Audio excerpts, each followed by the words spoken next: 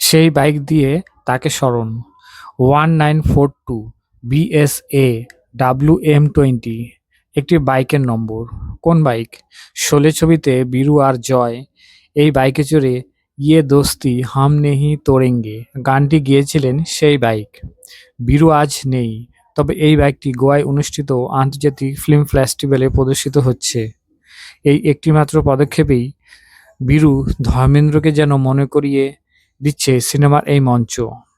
চোখের জল আনন্দ মিশে গিয়ে সেই প্রাণোচ্ছল বীরুকে মনে করছে কর্তৃপক্ষ। এ তাদের শ্রদ্ধাঞ্জলি। কাছে থাকা ঘরে থাকা এই বাইকটি পাশ দিয়ে যাওয়ার সময় দর্শক থামছে, দেখছে, স্মৃতির রাস্তায় হাঁটছেন।